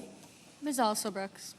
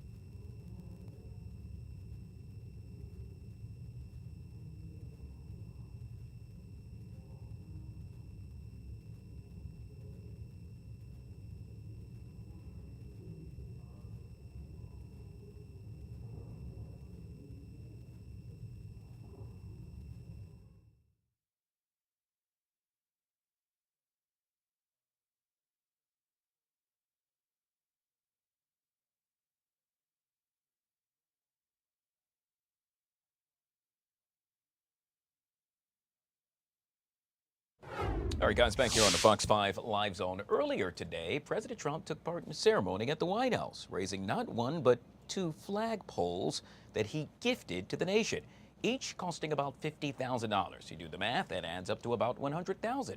While doing that, he spoke with the press. Let's take a listen in. Top, very little one. This is about the largest you'll ever see, and it's tapered. It's at a quality that you guys rarely get to even put up. They do that for a living. They're incredible people. I don't know them, but I love them. And I would bet that they all voted for Trump. I mean, I don't know for a fact, but I think so. But we're about to lift it, and we also have one going on what's called the front or the north. We have one going there, identical. So we'll have one on this side of the building, we'll have one on that side of the building properly placed. In this case, we had a lot of choices, putting it on that hill, putting it different places. It's such a beautiful pole, we thought we'd put it near. I mean, it always looks best when it's near a Doral. I put it right near. I have a similar pole. And these are the best poles anywhere in the country, or in the world, actually. They're tapered. They have the nice top. You know, I don't know if you people are aesthetic. You know, they're the fake news. I don't know about I don't know if they're. But it's a very exciting project to me. And then at 11 o'clock, we're lifting the flag. But we're going to lift the pole now, and then they're going to the other side, get that, and then we're going to do, I think, 2 flag liftings. We'll be putting it up at 11 on here, and a couple of minutes later on the other side. We'll start here at 11. So that'll be very nice, very patriotic. We're doing well and as a country. If the Fed would ever lower rates, you know, would buy debt for a lot less. It's a shame. This guy, I have a guy, do you ever have a guy that's not a smart person and you're dealing with him and you have to deal? He's not a smart guy. He's worried about inflation. I said, that's right. If there's inflation in 6 months or 9 months, you lower the rates or you raise the rates. You can do whatever you want, Brian, right? So let's say there's rampant inflation, which there's none. You know what there is? Is success. I got a call from Congress last night. Sir, there's a problem. I said, what is it? Money is pouring in. We don't know how to account for it. I said, check the tariffs. $88 billion came in from tariffs. No inflation. And it's going to get even more so.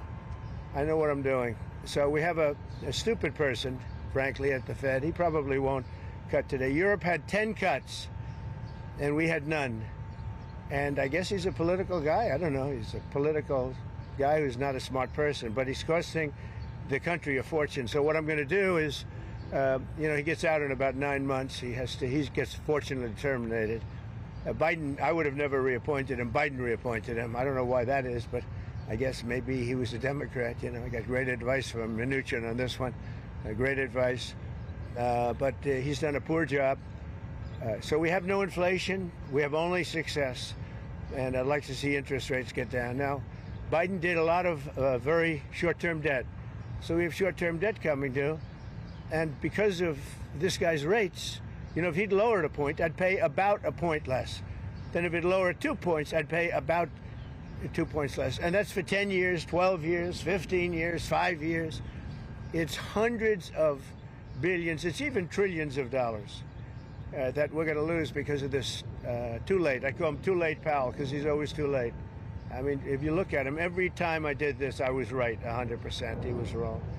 Maybe I should go to the Fed. Am I allowed to appoint myself, Doug? I don't know. Am I allowed to appoint myself at the Fed? I do a much better job than these people. So anyway, we should be 2 points lower. It'd be nice to be 2.5 points lower. We'd be saving $800, $700 billion. That's a lot of money, right? Think of it, for nothing, for absolutely nothing. We'd save $600, $700, $800 billion. We have, I think we're 38th now in interest, and we should be number 1. We should be the lowest. But, and by the way, if he's worried about inflation, that's okay. I understand that. I don't think there's going to be any. So far, there hasn't. I mean, we have almost no inflation. We've done a great job. We had, when I came in, we had a lot of inflation. We went through 4 years of the highest inflation in the history of our country with Sleepy Joe Biden. And Sleepy Joe. And he didn't know what the hell he was doing. And so we had the highest inflation we've ever had in the history of our country. And then it came down because when I got elected, it started dropping because people understood that I knew what I was doing. But now we have a man that just refuses to lower the Fed rate, just refuses to do it. And he's not a smart person. I don't even think he's that political. I think he hates me, but that's okay. You know, he should. He should. I call him every name in the book, trying to get him to do something. I've been nice to him. I do it always. I don't know how to sell. I've been so nice to him, fellas, you wouldn't believe. Let's have dinner.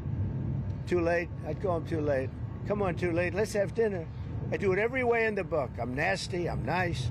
Nothing works. He's like just a stupid person. But I don't expect anything. Maybe he does a little bit, but we should be 2.5 points. Remember, Europe had 10 cuts. We had none.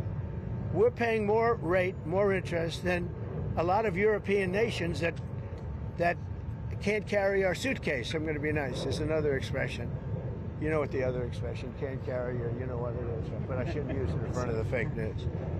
So it's very sad to see it, and what I'm going to do is I'm going to go very short term, like 6 months, 7 months, 8 months. Wait till this guy gets out, get the rates way down, and then go long term. Because we have a tremendous appetite for our debt, because our country is doing well. But think of it, I got a call from Congress 3 nights ago. Sir, we can't account for the money coming in. I said, that's a good problem. You know, the bad problem is we don't have any money. They can't account. There's so much more money than we thought is coming into the Treasury. We don't know where it's coming from, sir. I said, check out the tariffs. He calls back about a day later. Wow, I think you were right. Yeah, I was right. That's nothing. You haven't seen anything yet. More importantly than the money coming in, we have factories being built, AI, auto factories. 2 of them stopped yesterday in Mexico, you read, and they're coming here because they don't want to pay the tariffs. They can't pay the tariffs. It doesn't work.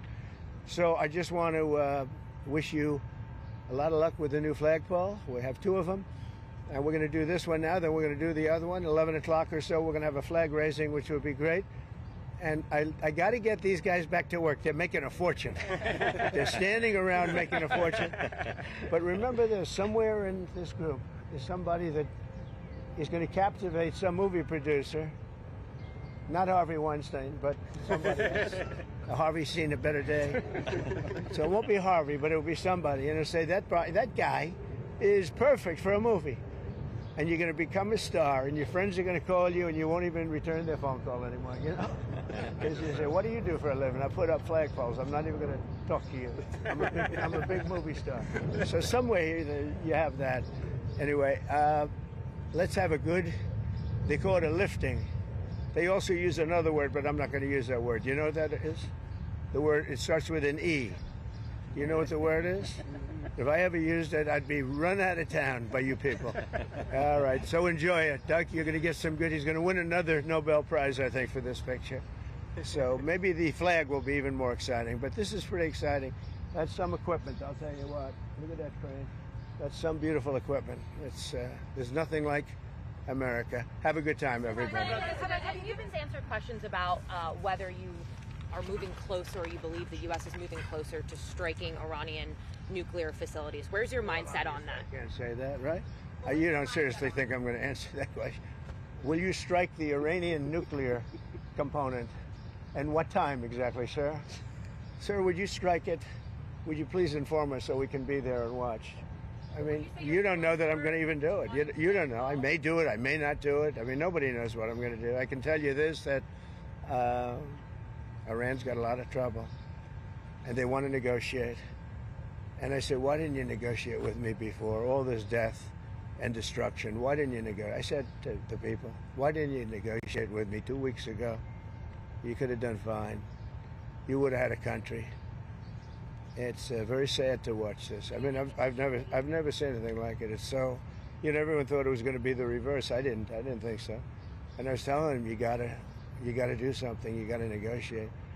And at the end, last minute, they said, no, we're not going to do that, and they got hit. Remember 60 days, and then came the 60. 61 is going to become a very famous number. That was one hell of a hit. That first hit, that was one hell of a hit. Not sustainable, to be honest. That's where it ended. It ended on the first night. Yes. Is it too late, though? Do you think it's too late to now? Really, nothing's too late. The only thing too late is Powell.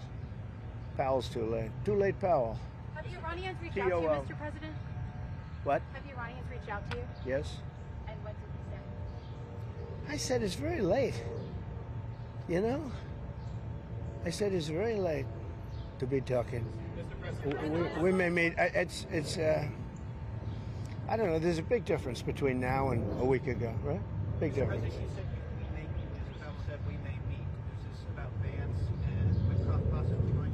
It's about anybody.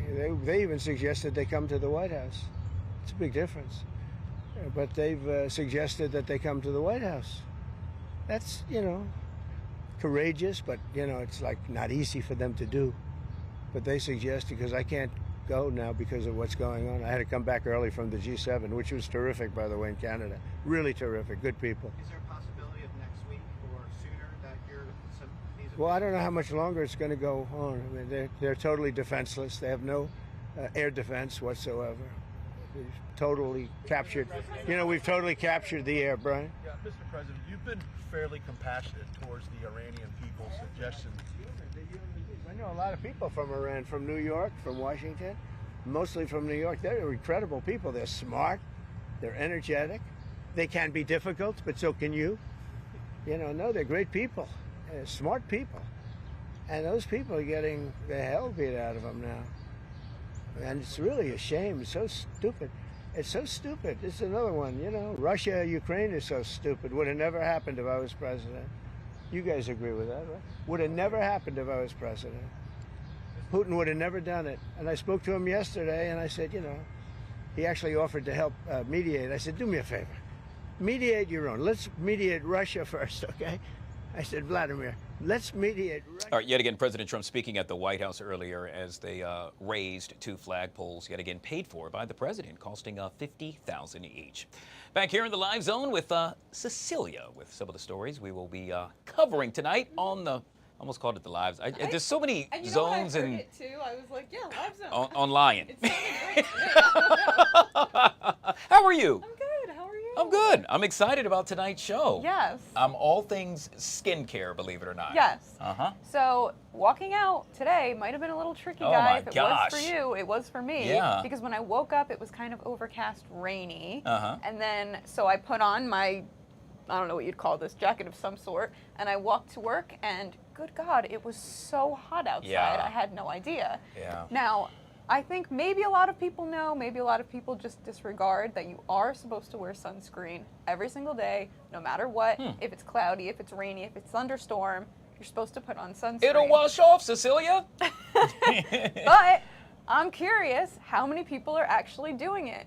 Some people, you know, you look at the college kids nowadays, and I keep seeing online, they say, isn't it crazy that college kids are out here using retinol and doing their red light therapy? And I don't have a single memory of drinking water the entire time I was there. That is so true. So skincare routines, are we into them? What are we doing? Yeah, for me, yes. I mean, I would Look say, at Guy's skin. We well, know he's into I say this all the time. I'm a man wearing makeup, and I'm proud of it, damn it, because I'm on TV. Looks beautiful. But outside of that, no, I don't wear this stuff. But to your point, yes, I want to maintain healthy skin, and so I think I go above and beyond, perhaps, let's say, the normal guy who just wakes up, you know, lathers up with some soap and keeps it moving. My husband. Nothing wrong with that, dude. Lucky if we get soap. And what do they have? Perfect skin. Am I right, ladies? Oh, well, yeah. But you know what? Wearing makeup, I can now tell it breaks you out. It clogs It's just, you up. yeah, it's the weirdest thing. So anyway, all right, well, I can't wait to hear about that tonight or watch that. And then the other story, or one of the many that you're also going to touch on, happens to surround robotic messages? Massages. Oh, when I saw it, because you sent in an email, I'm like, how do you get a robotic message? Oh, I might have Okay, sent but it. even more importantly, how in the heck do you get a robotic massage? So they're popping up around the DMV. You know, sometimes you get like, I don't know if you've ever gotten a manicure or pedicure, and they have the chairs that give you the little massage, and it's fine. It's never anything incredible, right? I've always been like, yeah, it's okay. I'd rather have a human. Now they're popping up around the DMV, mostly in gyms that I saw, like the fancy ones that have the spas, and it's all this advanced technology that is supposed to be a lot like human hands. So you can adjust the pressure, Wow. you can adjust, you know, how you're lying and the different pressure of the mattress under, it's not a mattress, but the cushion underneath you, and it's supposed to be a lot like human hands. So I wonder, people who, you know, they say, I don't really like massages, I don't really want to be touched, I feel Yeah. uncomfortable. Could this be a good thing? Do we Wow. think it could be as good? I actually really like this. I love massages. And you know, when you're doing like kneading, that's the kneading Yes, one. yes, Yeah, yes. I'm telling you, I'm all for it. Yeah, as long as it works, as Right. long as it's, you know, because I don't know about you, but I think we've all been in, let's say, Target or Walmart or what have you, and they'll have the little massage thing for Yeah. sale. It'll work for maybe like a month. Yeah, it's not like, it. I don't It just know. doesn't work. So, but if this works, I'm all for it. Yeah, I've yet to find one that works that I like a lot, but if I hear someone say, hey, I went and it felt just like someone was giving me a nice massage, I'll sign up for it. Well, let us know what you think. Start tweeting, texting, whatever the heck we do nowadays. Fox5DC.com/lion. Vote it up. Good. Can you tell us the characters yet, or? Yeah, it's going to be Jim, Okay. Kenneth Moten. Oh, wow. Eric Rittmeyer, mental toughness Oh, I love expert, Eric. That's my guy. And Ramin Mostafadi, Yeah, who's a wow. local comedian. It's going to be a good show. Yeah, he's funny. He's so Oh, my funny. gosh. And him and Eric and Kenneth, it's going to be a great show. He was on the show, was it this past, the previous Monday Yeah. when I happened to be on, and yeah, we could barely finish the show. It's just so funny. You know what, too? We got an email from a viewer, a very kind viewer, after that panel, and they said, this panel was hilarious. Can't wait for you all to be on again. Good stuff. That makes me smile. That's because Guy was there. Well, no, that's because you set it up. Cecilia with all things tonight on Lion. I almost said it again. On the Lions. It still felt fine It to me. it starts with the L, whatever. All right, thank you. So, by the way, if you haven't already done so, make sure you download the Fox Local app. That way you could watch the Live Zone, Lion Lunch Hour, Lion at Night, the 5 o'clock, the 4 o'clock, the Take at 2. We've got it all. True crimes. We truly appreciate you watching, guys. We do it each and every Monday through Friday, 12 to 2. It's the Fox 5 Live Zone.